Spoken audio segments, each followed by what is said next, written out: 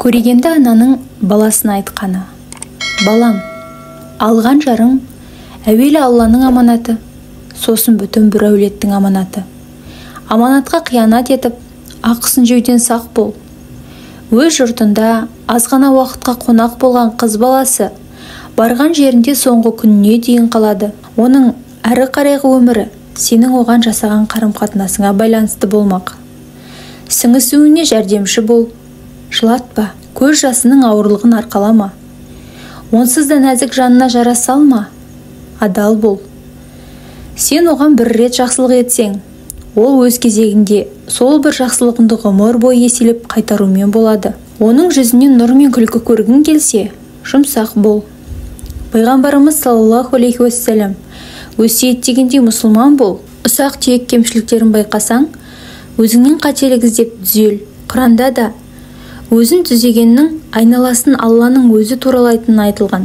Әйелінен кемшілік біліне бастаса, сөзсіз ерінің амалдарында қателік бар деген сөз. Мұқият бол. Ешқашан әйеліңді көпшілік алдында кемсітпе де сөкпе. Ол оны қорлайды, саған суып қалады. Есіңде болсын, жат жұртта жүрген қыз өз төркініне деген сағынышта болады. Қайын жұртың жайлы оған жаман сөз айтушы болма. Қарындас әпкелеріңді есіңе ал. Сендерді тілдеп күйеу бала, жезделердің әпке қарындастарыңды мінегенін қалайсың ба?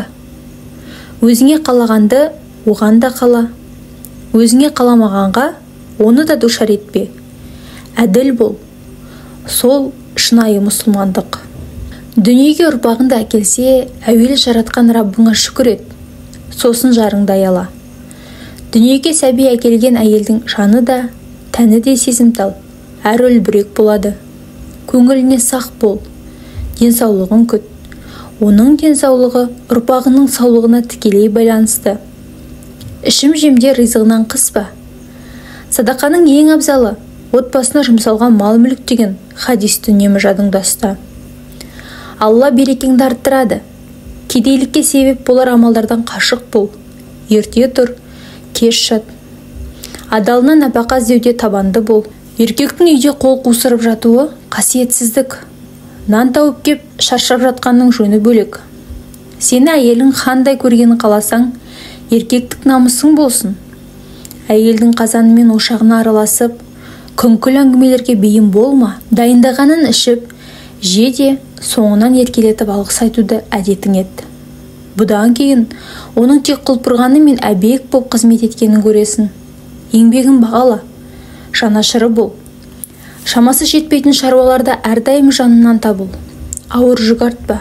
Саған арқа сүйеп, әйел боп жаратылғанынан ләззат алып, еркелей жүрсін. Сүйеніші, қамалы бол. Бұл ақысын жеуден сақтан.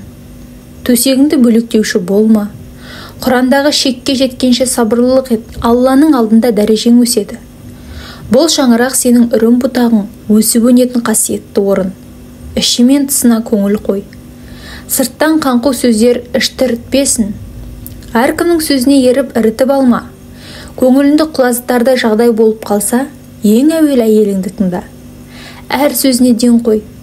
Қателік еткен болса кешіріммен қарап, түзелер жолда бірге жүруге ыңғай таныт. Өзін жалғыз қалдырма. Шаңырағыңды шайқап құлатудан сақтан.